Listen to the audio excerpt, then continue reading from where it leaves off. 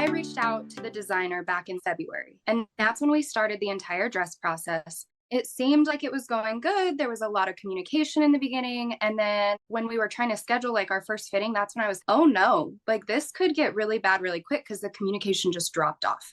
And I was like, we made it down to Miami. We like had picked a slew of dates and we made it down there. And they didn't tell us when the first fitting was or where it was going to be until the night before.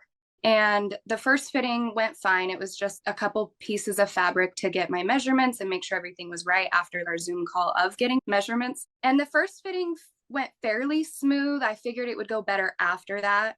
Then it just went downhill from there. And after putting so much time, money, travel into a dress like this, I was super excited about it. I thought that I communicated everything that I needed to communicate, pictures. As a hairstylist, I'm really good with consultation. I want to make sure that you know what you're getting. I know what I'm getting, like the whole everything. So the second fitting, I'm pretty sure that nothing was done. And that's why it got canceled, which was supposed to be like the end of May. But we were already down there for 5 days. So we had a few days that we could have done the fitting for. And then our last fitting, I didn't get any photos throughout this entire process, which made me super nervous. And the last fitting it wasn't scheduled. And she told me the dates for the fitting 10 days before. And the due date for the dress was August 11th. And we ended up going down there August 9th through the 12th. And like I said, I didn't get any photos. When I finally did, it was horrible. And I was like beside myself. I sent them to my mom and I was like, do you see what I see? She was like, yeah, what do you think? Because she's always, you tell me first. Mm-hmm. And I just started to cry before I saw it in person because it was that bad. And I was like, this is nothing what I asked for. So when we got down there, I had communicated all that with her, exactly what I didn't like, what wasn't like the photos that I had sent her. When I got down there, it was better, but I realized that the jewels were glued on top of the original design. I had 4 inches added to my waist. It was so thick. And when I put it on, it was so tight. There were places rubbing. And then when she pulled the skirt out, the second piece of the skirt, it was completely bare. There was nothing done to it. I made sure that the slit was in the right place and they did their work. And before I left, she was like, we're not going to have the dress done. And I was like, it's literally due tomorrow. This was on the 9th or 10th. Sorry, I haven't thought about the dates since my wedding because I'm so over it. But yeah, it was when we got in and she was like, yeah, I don't think this is going to be done. And I was like, what am I supposed to do? I'm not going to take home an unfinished dress. I can't do anything with it. I'm not a seamstress. So she kept it and told me that by the 16th, she would ship it off. And I was like, that's cutting it really close. Well, the 16th came and went. She didn't ship it. She said Wednesday before my wedding. So like 4 days before my wedding, or Tuesday. And Tuesday came around and I was like, well, you need to like fly it here because I am nervous that it's not even going to make it here. You need to bring it, especially if anything's wrong with it, because I haven't seen a clear video of it. I haven't seen it in person. Who knows if it even fits right now that you added whatever else you added. And she declined that and then said she shipped it out Tuesday night, didn't actually ship it out until Wednesday night. And then it got to me Thursday. She also rerouted the package using my name when it was on Thursday morning because it was supposed to come straight to my house and it went to a different address and we had to go pick it up. When I put it on beside myself, it was horrible. It made me look like I literally weighed 300 pounds, double. It was the worst feeling. And I had to go find a new dress. I offered to ship it back. She declined that. The next morning, I was like, Thursday when I got it, I asked her, can you come fix it? It's not right. The entire back is off to the right. The leg slit, if the back was center, the leg slit's literally in the center, showing both of my legs. It was horribly made. I found a dress. And then that next morning, I was like, do you want me to send this back to you? Because I can't wear it.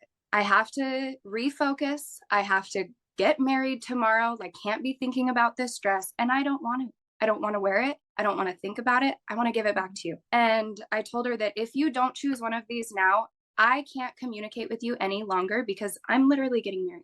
And that was Friday morning. Well, she responded just a ton of messages, pissed off, all the things. And I was like, I'm not dealing with this. We can speak on Monday, but I'm not going to wear it, just so you know. And Friday night, when she posted those videos, I was sitting with my girls just chit chatting. And one of my girlfriends was, "Have you seen this?" And it was her TikTok video and it was blowing up. And my heart sunk. I was like, what is that? Watched it. She's calling me a thief on the internet. It's blowing up. I'm like, it's the night before my wedding. What would you have done? So I like made all of my social medias private because I can't deal with this. Not right now. Made everything private. And then the next morning, I just put my phone on do not disturb, only talk to the people that like were going to be there that day. And I really tried not to think about it at all. I didn't want any part of the social media on my wedding day. I totally refocused. I do think that it took away a little bit from my wedding day, even though I was truly focused on my wedding. I still think emotionally it took some of that excitement away. And then when I woke up Sunday morning, I checked my phone and I had 3 million messages, phone calls, voicemails, anything you can think of, the most crude things anybody could say. It was horrible. Absolutely horrible. Because they'd only heard her point at this point, so they thought you stole a wedding dress, and how are they getting your personal information and calling you? It was doxed.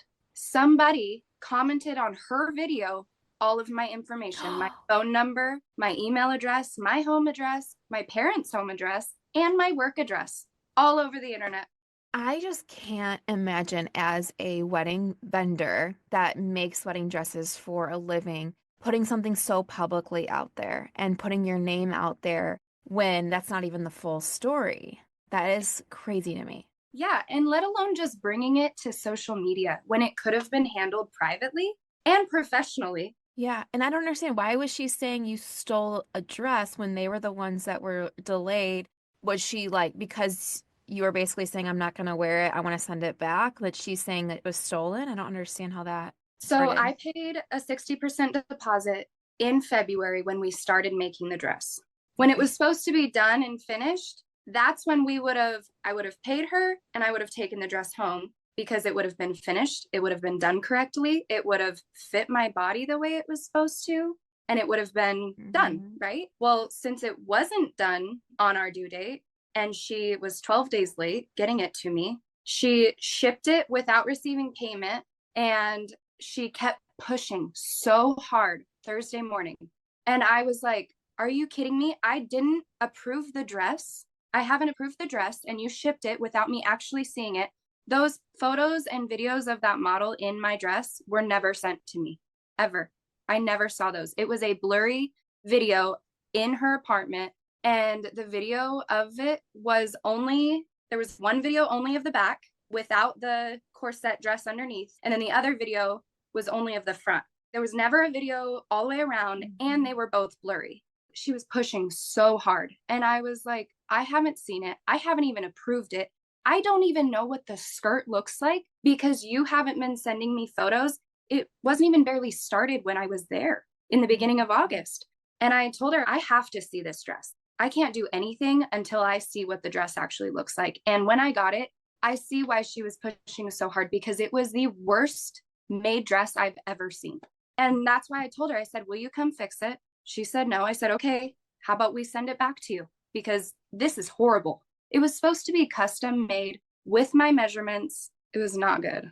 Wow. It's so baffling to me that she has to know that she did something wrong, and that's why she made the video, to have people on her side to like kind of change the story to get people to feel sorry for her in some way. For one, I'm just like, I don't get the whole sharing a story on TikTok to hurt someone. And, there's so much TikTok drama that always goes around. But always feel like there's multiple sides to every story, right? And the fact that she would do that to hurt someone, especially on your wedding weekend, when there's so much already on your mind, so much going on, that just seems very intentional. That's what's, I think, so kind of gross about it. Yeah, absolutely. Especially as a female, like I've been dreaming of getting married. That's all I've ever wanted, is to be married and loved by my partner and be able to like share that love in front of all of our family and friends. And then to have something like this happen to try to ruin everything, it was baffling. Yes. Yeah. Wow. I'm so sorry you went through that. You said you did a really pretty good job about that day, kind of blocking it out, not going on social media.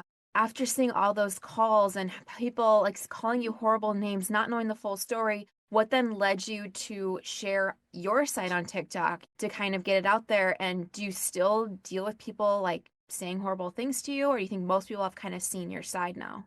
I am still dealing with people messaging me like on TikTok and Instagram saying pretty mean things until they actually watch my explanation videos with all the proof and everything. And then most of the time they apologize, but I still have so many horrible reviews from people I have never spoke to or done hair on my hair Facebook page. And so those will never go away. I had to delete my Yelp account because there were tons of rude reviews, again, from people who have never even met me or spoke with me. And so those are two places that I'm still struggling with. And even I still have people reaching out to my close friends and messing with their businesses too. So that's really upsetting in itself. But when I woke up on Sunday and had all those mean messages, voicemails, all the things, when I can't deal with this right now. I just got married. I want to enjoy that. We had to go back out to the venue and clean everything up. So I was like, I have things to do. I can't deal with this. Thankfully, I had a huge support system who know me, know my heart, know what happened. And they were like, Raylee, you can't just let this slide. What's happening is that she posted those videos to try to ruin you and scare you into just saying, oh, never mind. When the truth was, it was a badly made dress. And also trying to ruin me and my wedding day was not going to fly. So that's why I was like, no, my name does not get to be dragged through the mud because of lies. I am going to sit down and I'm going to make the video and put all the proof in there so that everybody can see it. And I tried to make it very start to finish so there wasn't a bunch of jumping around in my video. So it was very easy to follow. But there was just so much to put in the video, the explanation videos, that it was a lot of information. Mm-hmm. Yeah. I bet that's like stressful too, because you're like, I want to make sure I say it the right way because people are like nitpicking at this point, every little thing. I noticed that with TikTok drama too. People will be like, oh, well, she said this date and it was actually this date. And it's like, okay, that's irrelevant. Let's look at the timeline here. Where did you guys leave off? Where did it end? Has there been any other communication with her at this point, or was it kind of just left in the dust? She was messaging me threatening to come get the dress on Friday night before my wedding. And she told me she flew here, which I doubt, honestly. But after that video was posted, after the several videos were posted defaming me, if she wants to reach out, if she wants this back, she can reach out. And even in my video, I put that in there where, like, if you want to deal with this, let's talk off of TikTok like adults. And I never heard from her. There was no other communication after that, so I just let it go.